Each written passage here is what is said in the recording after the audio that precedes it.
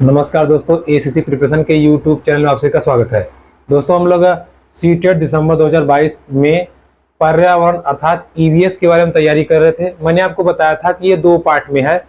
15 question pedology से आते हैं और 15 क्वेश्चन एनसीईआरटी की जो कक्षा 3, 4, 5 की किताबें हैं वहां से क्वेश्चन आते हैं। ठीक है, तो सबसे पहले हम लोगों ने पेडागोजी अर्थात कह लीजिए शिक्षा शास्त्र, पर्यावरण का शिक्षा शास्त्र का जो सेक्शन है उसको हमने स्टार्ट किया था। ठीक है, जिसमें हम लोगों ने पिछली क्लास में पर्यावरण की अवधारणा जाना, पर्यावरण की संकल्पना जाना, क्या क्या चीजें हैं उसमें, कौन कौन सी बातें कही गई हैं, एग्जाम में कौन कौन से टॉपिक पूछे जाते हैं।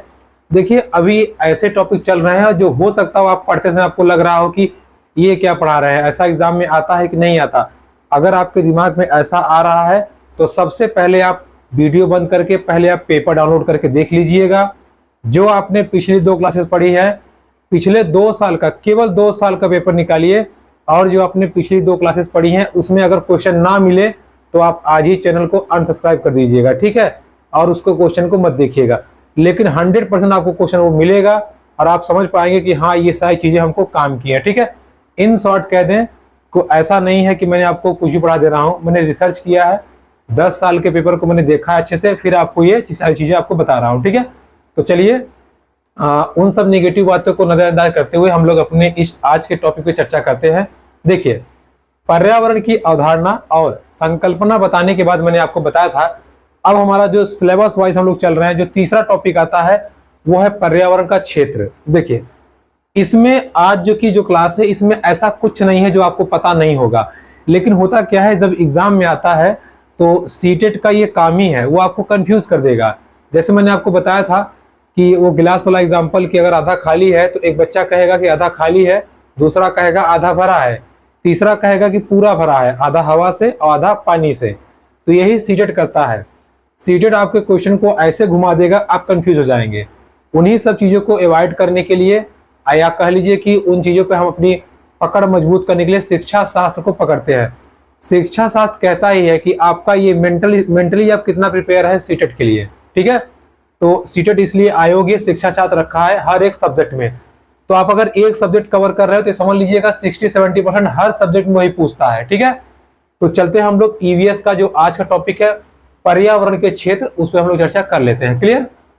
देखिए बात करें क्षेत्र की तो फील्ड मतलब जैसे कह लीजिए कि अगर कोई टीचर है उसका क्या फील्ड होता है, उसका फील्ड है पढ़ाना। तो पढ़ाई के तरीकों को कितना आसान किया जा सकता है, कैसे कैसे क्या नवाचार क्या विधियां लाएं हम आसान हो जाए। ऐसे किसान है तो देखेगा किस किस्म की हम फसल बोएं, कौन सी किस्म, कितना पानी, कितना खाद वगैरह वगैरह। डॉक्टर है तो कौन सी दवाई कैसे किस मात्रा में देनी है, इन सब चीजों की जानकारी कौन देगा आपको? डॉक्टर देगा। क्लियर है? अर्थात आप देख रहे होंगे कि सब लोगों का या सब व्यक्ति का एक एक क्राइटेरिया बटा हुआ है। अब ऑब्वियस सी बात है भाई, एक कपड़ा सिलने वाला आपको सुई थोड़ी ना घोंप देगा।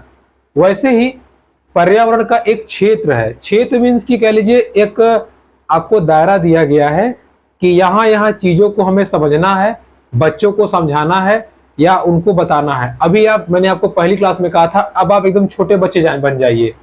जैसे जैसे छोटा बच्चा सोचता है अगर आप वैसे वैसे सोचना सीख गए तो सीटेट आप चुटकियों में पास कर जाएंगे। ठीक है, देखिए पहला ही पॉइंट लिखा हुआ है कि स्कूली जीवन से बाहरी या स्कूली जीवन से हट करके बाहरी जुड़ाव। जैसे आप बच्चे को क्लास में कितना भी बता दीजिए चारों तरफ का पर्यावरण वो सही से नहीं सीख पाएगा।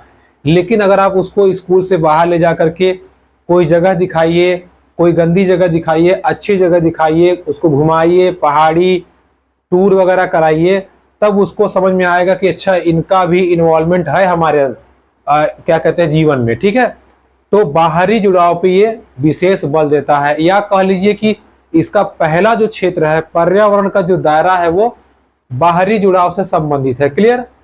अब देखिए अगर वो बाहरी जुड़ाव में जाएगा तो वो चीजों को क्या करेगा? प्रत्यक्ष रूप से देखेगा, यानी कि प्रत्यक्षीकरण, अनुभव करेगा, वो उसका अनुभव बढ़ेगा, उसका मानसिक विकास होगा। ठीक है, तमाम सारी चीजों को सीखेगा। ठीक है, अब जब बच्चा बाहर जाएगा उसको सामाजिक वातावरण मिलेगा, प्राकृतिक वातावरण मिलेगा, साथ ही साथ सांस्कृतिक वातावरण, जैसे जब वो जाएगा तो चारों तरफ की चीजों को देखेगा, छोटी छोटी कई लोगों से मिलेगा, जानवर देखेगा, तरह तरह के पेड़ पौधे देखेगा, पेड़ पौधों से सीखा अच्छा प्रकृति में ये सारी चीजें होती हैं, जानवरों को देखेगा या और लोगों से बात करेगा, छोटी मोटी चीजें जो देखेगा वो सीखेगा, उसका सामाजिक विकास होगा। और लास्ट में बचा हमारा सांस्कृतिक, यानी कि जो चीजें हमें विरासत में मिली हैं वो चीजें खराब ना हो, इन सबको भी पर्यावरण के दायरे में रखा गया है और आपको बच्चों को समझाना पड़ेगा कि ये पर्यावरण के दायरे में आता है, आप चलो इन सब सारी चीजों को सीखो। क्लियर? तो आपसे एग्जाम में पूछता है निम्नलिखित में से कौन सा ऐसा है जो पर्यावरण के क्षेत्र में है, तो इन सब में से कोई रहेगा, या कह देगा कि पर्यावरण के क्षेत्र में नहीं है। तो आप आराम से, अगर आपने सब सारी चीजों को एक बार देखा हुआ है तो आराम से आप कर लेंगे। ओके, अगला पॉइंट, विज्ञान और सामाजिक विज्ञान का समावेश। देखिए, विज्ञान की कुछ चीजों को, सामाजिक विज्ञान की कुछ चीजों को लेकर के मिला दिया गया है और इनको क्या कह दिया गया है, ये पर्यावरण है। क्या है? ये पर्यावरण है। ठीक है, जैसे सामाजिक नियम आप कह लीजिए कि कचरा सड़क पे ना फेंके, छिलका ना फेंके। अब आप कहेंगे कि इन सबसे पर्यावरण प्रदूषण कैसे होगा? क्यों नहीं होगा? मान लीजिए आपने दवाओं को फेंक दिया, अब वो दवाएं सड़ रही हैं, गल रही हैं, उनसे टॉक्सिक बन रहा है, जहरीला पदार्थ बन रहा है, किसी के नाक में जा रहा है, कोई जानवर खा लिया मर गया, तो इससे क्या होगा? ये जो सामाजिक हिस्सा हुआ ये कहाँ आ गया? पर्यावरण में। बाकी विज्ञान से तो आप अच्छी तरह परिचित है, विज्ञान ने इतने आविष्कार किए हैं, बम विस्फोट वगैरह वगैरह, जिससे हमारा इन्वायरमेंट बहुत डिस्टर्ब हो रहा है। ठीक है, तो ये भी हमारा पर्यावरण के क्षेत्र में आता है। क्या? सामाजिक विज्ञान और विज्ञान का समावेश कर दीजिए।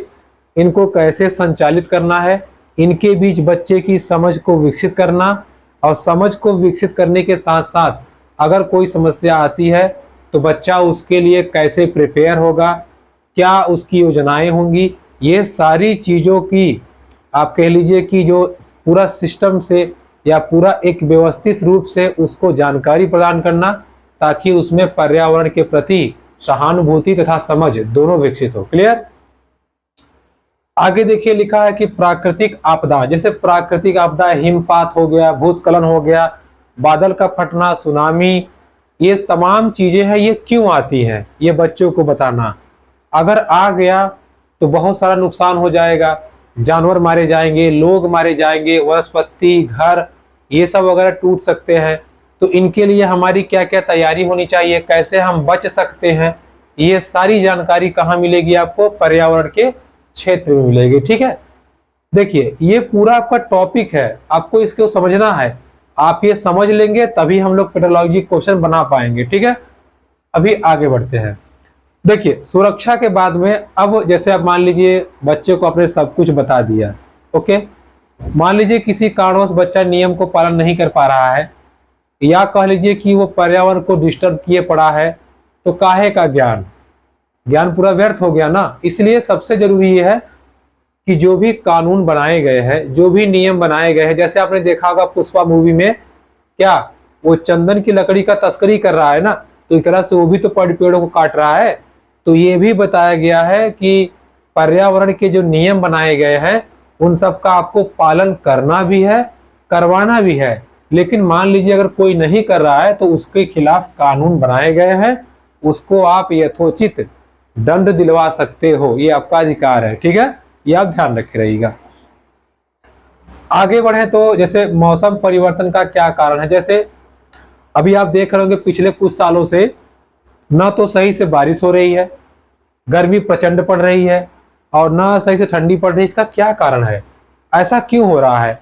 आज के 20-25 साल पहले एकदम प्रॉपर गर्मी भी होती थी, बारिश भी और सर्दी भी, तो कोई दिक्कत नहीं थी। लेकिन अभी क्या है, गर्मी इतनी भयानक होती है, मार्च से शुरू हो जाएगी, गर्मी खत्म होते होते होते सितंबर तक लगभग 6 महीने आपकी गर्मी ही चलती है, जबकि नियमानुसार 4 महीने चलना चाहिए। तो ये मौसम परिवर्तन क्यों हो रहा है, गर्मी इतनी भयानक क्यों बढ़ रही है, ये सब, इन सब का कारण भी बच्चों को ज्ञात करवाना है, उनको बताना है, उनको समझाना है। ये पूरा किस में है? पर्यावरण के क्षेत्र में। आगे अभी इसको देखिएगा, आगे पर्यावरण खोज को प्रोत्साहित करता है, बच्चे खुद से खोजे, खुद से अनुभव प्राप्त करें, उनकी समझ विकसित हो, साथ ही साथ वो हस्तपरक कार्य मतलब अपने हाथों से कार्यों को करना सीखे, उनको अनुभव मिले, और सबसे जरूरी चीज वो पर्यावरण से प्रत्यक्ष रूप से जुड़ जाए। ठीक है, ये पूरा क्या था, हमारा पर्यावरण का क्षेत्र था। इसमें एक टॉपिक ये है 3 नियम। देखिए ये बहुत जरूरी है। पर्यावरण सीखने के लिए हमें 3 नियमों पे काम करना पड़ता है, और ये स्पष्ट लिखा है इसके सिलेबस में कि आपको 3 नियमों पे काम करना पड़ेगा। कौन कौन से 3 नियम है, ध्यान से सुनिएगा। देखिए वो हमारे 3 नियम हैं। पर्यावरण से सीखना, क्या है, पर्यावरण से सीखना, पर्यावरण के लिए सीखना, ठीक है, पर्यावरण के लिए सीखना, अंतिम क्या है, पर्यावरण के माध्यम से सीखना। सोचिए क्या, देखिए जैसे आपने देखा कि क्लाइमेट चेंज हो गया, पूरा पूरा गर्मी पड़ रही है, बारिश हो रही है, तो आप उससे सीखेंगे अच्छा ये दिक्कत है, ये ऐसा पोषण हो रहा है, तो बच्चों को आप समझाएंगे देखो बेटा यहाँ यहाँ ऐसे ऐसे मौसम परिवर्तन हुआ है, यहाँ बम फोड़ा गया था, इतनी तबाही मची है, यहाँ अग्निकांड हो गया, यहाँ क्या हो गया, वगैरह वगैरह। ठीक है, तो इससे क्या होगा, बच्चा देख के सीख जाएगा, यानी कि पर्यावरण से ही सीखा उसने। दूसरा, एक चीज दिखाने के बाद आप दूसरी जगह जंगल दिखा दीजिए, जंगल दिखाने के बाद आप दिखा दीजिए किसी जंगल में अगर अचानक आग लग गई वहां दिखा दीजिए, फिर आपको एक हरी भरी खेत दिखा दीजिए, फिर आप उसको बंजर भूमि दिखा दीजिए, फिर आपको उसको बिल्डिंग दिखा दीजिए, ठीक है, हरा भरा पेड़ दिखा दीजिए, पेड़ काटने के बाद वहां का नुकसान दिखा दीजिए। तो पर्यावरण के माध्यम से ही बच्चा सीख गया, पर्यावरण से सीखा, उसके माध्यम से सीखा। और सीखा क्यों, इन सब चीजों को सुधारने के लिए, तो पर्यावरण के लिए सीखा। तो पर्यावरण को जानने के लिए कौन कौन से 3 नियम, एक पर्यावरण से सीखना देख करके, पर्यावरण के माध्यम से सीखना, और तीसरा क्या, पर्यावरण के लिए सीखना। ठीक है, जैसे अभी कोरोना काल में हमने क्या देखा कि हमने चारों तरफ तबाही मची हुई है, हमने मास्क पहन लिया, तो बाहर के इन्वायरमेंट से हम सीख गए, तो पर्यावरण से सीखना। दूसरा, हमने देखा कि ये हवा से फैल रहा है, माध्यम क्या है इसका, हवा से, मास्क हमने लगा लिया, तो पर्यावरण के माध्यम से हमने सीख लिया। तीसरा, क्यों सीखा, क्योंकि हम इसको खत्म करना चाहते थे ना, तभी तो डिस्टेंस मेंटेन की थी हमने, और इसको साफ कर दिया, ठीक है, दवा भी बनाई गई। तो पर्यावरण के लिए सीखना, तो 3 कारण हो गए, पर्यावरण से सीखना, पर्यावरण के माध्यम से सीखना, पर्यावरण के लिए सीखना। तो ये हो गया पर्यावरण क्षेत्र के अंतर्गत पर्यावरण सीखने के 3 नियम। ओके, यहां हमारा टॉपिक पर्यावरण का क्षेत्र समाप्त होता है। आगे अब देखते हैं हम लोग पर्यावरण का महत्व क्या है। तो देखिए क्षेत्र में ही महत्व छुपा हुआ है, बट थोड़ा सा हम लोग इसको समझ लेते हैं। देखिए जैसे हम पढ़ाई क्यों करते हैं भाई, सीधी सीधी बात है, पढ़ाई करते हैं, नॉलेज मिलेगा, आगे चल के एक जॉब मिल जाएगी, हमारा जीवन आसान हो जाएगा, है ना। तो वही पर्यावरण का महत्व है। जैसे पर्यावरण कहता है कि आप रट्टा मत मारिए कि हाँ पर्यावरण चारों तरफ का ये है, फलाना है, ढिमकाना है, आपने रट लिया, लेकिन आपने उसमें अमल नहीं किया, काम नहीं किया। तो आपको काम करना है। पर्यावरण रट्टा मार पे कभी बल नहीं देता। क्या कहता है, आप मानसिक समझ बनाइए, आप सांस्कृतिक समझ बनाइए, सामाजिक समझ बनाइए, शारीरिक समझ बनाइए, और प्रत्यक्ष रूप से चीजों से जुड़िए और देखिए कि कहाँ कहाँ पर्यावरण संबंधित जो विसंगतियां हैं उत्पन्न हो रही हैं, उसको आप खत्म करें और कैसे कर सकते हैं। तो ये क्या है आपका पहला नियम। दूसरा लिखा है अनुभव और जुड़ाव। पर्यावरण का महत्व ये है कि हमें डायरेक्ट हम इंटरेक्ट करते हैं किससे, इन्वायरमेंट से, मतलब कहाँ कौन सी चीजें कैसी हैं, कैसी होनी चाहिए। पर्यावरण के बारे में हम जानेंगे कि अच्छा ये गैस इस मात्रा में होनी चाहिए, लेकिन यहाँ इतना प्रदूषित है, ठीक है, तो इसको कैसे कम किया जाएगा, इसके लिए क्या क्या नीति, क्या क्या नियम होने चाहिए। ये हम कब सीखेंगे, हमें किताबों से पढ़ने से ज्ञान नहीं मिलेगा, जब हम सीधा उसके पास जाएंगे तब ना हमको समझ में आएगा कि इसको दिक्कत क्या है, ठीक है। दूर दूर से आप कहेंगे तो क्या समझ में आएगा। ओके, तो आपको ये पर्यावरण का महत्व क्या कराता है, आपको अनुभव से परिचय करवाता है, जुड़ाव कराता है। साथ ही साथ पर्यावरण की वास्तविक परिस्थितियां क्या हैं उनसे आपको ये परिचय करवाता है, और उन परिस्थितियों से आप कैसे निकलेंगे, क्या क्या आपकी योजनाएं हो। जैसे भारत सरकार की बहुत सारी योजनाएं हैं जो पर्यावरण के लिए वो ला रहा है और पर्यावरण प्रदूषण को कम करने का प्रयास कर रहा है। तो ये भी आपको, इसका महत्व यही है कि आप उन परिस्थितियों से परिचित होइए जो आज नहीं तो कल हमारे भविष्य में या हमारे भविष्य के लिए भयावह होने वाली है। ठीक है, इसको आप ध्यान रखे रहिए। साथ ही साथ में आपको इस योग्य बनाना है कि आप तमाम सारी समस्याओं से लड़ सकें, उसका समाधान खोज सकें। सामूहिक रूप से कार्य, जैसे अभी आपका कोरोना था तो क्या आप अकेले खत्म कर सकते थे? नहीं ना। जब तक सब लोगों ने मास्क नहीं लगाया, दूरी मेंटेन नहीं की, तब तक ये बीमारी खत्म नहीं हुई। तो आपको पर्यावरण जुड़ाव पे भी बल देता है, या कह लीजिए कि सामूहिक रूप से या एक साथ काम करने के लिए भी प्रेरित करता है। ठीक है, या आपके कौशलों का विकास करता है। क्लियर? अब देखिए, आपको एक अच्छा नागरिक बनाना है, पर्यावरण के प्रति जागरूक बनाना है। अंतिम आपका है सांस्कृतिक विरासत का रक्षण। जैसे हमें जो सांस्कृतिक विरासत में चीजें मिली हैं, पर्यावरण कह लीजिए, या कुछ चीजें जिनको हम जैसे हमारा जंगल है, हमारी कह लीजिए कि जो हम जमीनें हैं जिसको हम कब्जा कर करके फैक्ट्री वगैरह बना रहे हैं, तो इन सब चीजों का रक्षण। ठीक है, बहुत पुरानी पुरानी बिल्डिंगें हैं, उनको बचाने के लिए हमें प्रदूषण को रोकना पड़ेगा। जैसे हमारा ताजमहल खराब हो रहा है। ठीक है, तो देखिए ये था हमारा आज का टॉपिक। क्या था हमारा? पर्यावरण का क्षेत्र, पर्यावरण का महत्व। इसको हम लोगों ने, बहुत छोटी सी वीडियो है ये, थोड़े समय में हमने जान लिया। इसके अतिरिक्त आपको कुछ नहीं जानना है, बस आप एक बार आंख बंद करके एकदम पॉजिटिव हो जाइए। सारी की सारी आपको सकारात्मक चीजें, आपको कल्पनाशील बनाना, मानसिक रूप से मजबूत बनाना, इस योग्य बनाना कि पर्यावरण की कमियों को, उसकी अच्छाइयों को आप जान सके, अवलोकन कर सके, आपको अनुभव प्राप्त हो, और ये सारी की सारी चीजें आप पर्यावरण के लिए कर सके।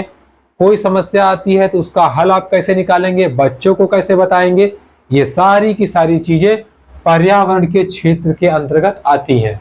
ठीक है, देखिए पर्यावरण का उद्देश्य है वो भी सेम टू सेम यही चीज है, तो आपको बताने की जरूरत नहीं है, यही पूरा आप याद कर लीजिए, उद्देश्य आपका पूरा हो जाएगा। ठीक है, अब हमारा अगला टॉपिक जो होगा उसको हम लोग अगली क्लास में देखेंगे।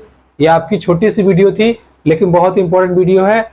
इसको आप समझ करके, समझने के बाद ही अपनी लॉजिक आप वहां क्वेश्चन पे लगा पाएंगे जब आपको सीटेट कंफ्यूज करेगा। ठीक है, तो कंफ्यूज नहीं होना है। हमारा टारगेट क्या है हमने आपको बताया। देखिए, मैं हाई फाई तो नहीं बोलता, लेकिन मैंने आपसे कहा था 25 से 30 के बीच हमारा टारगेट है, उससे नीचे हमें कतई बर्दाश्त नहीं है। इसलिए हम किसी चीज को हल्के में नहीं लेंगे। ठीक है, हल्के में कभी ना लेना। जैसे देखिए, आप रहिए, ठीक है, ये आपको सेंटेंस अच्छा लगे तो बताइएगा, आप रहिए हर परिस्थिति के लिए तैयार। ठीक है दोस्तों, आप रहिए हर परिस्थिति के लिए तैयार, क्योंकि जहां काम आती है सुई वहां काम नहीं आती तलवार। ठीक है, ये आप ध्यान रखे रहिएगा। इसलिए जहां आपको एक एक नंबर को जोड़ना है तो आप ऐसा न कर दें कि बड़ी बड़ी चीजों को पढ़ने के लिए छोटी छोटी चीजों को छोड़ देंगे। ठीक है, तो चलिए मिलते हैं आपसे नेक्स्ट वीडियो में। तब तक के लिए आप इन चीजों को रिवाइज कीजिए, संकल्पना क्या है, अवधारणा क्या है, और ये क्षेत्र और महत्व। देखिए, पढ़ने के साथ साथ आपका उसको रिवीजन करना बहुत इंपॉर्टेंट है, क्योंकि आपको लग रहा होगा मुझे सब याद है, लेकिन जब हम पेपर करवाएंगे तब आपको लगेगा सब भूल गया। इसलिए आप जरूर बार बार देखिए, रिपीट कीजिए, और आपसे रिक्वेस्ट है कि चैनल को जरूर सब्सक्राइब कीजिए, शेयर जरूर कीजिएगा, क्योंकि जितने ज्यादा लोग देखेंगे उतना प्रॉफिट होगा और मेरी भी एनर्जी बनी रहेगी। ठीक है, तो मिलते हैं आपसे नेक्स्ट वीडियो में, तब तक के लिए नमस्कार।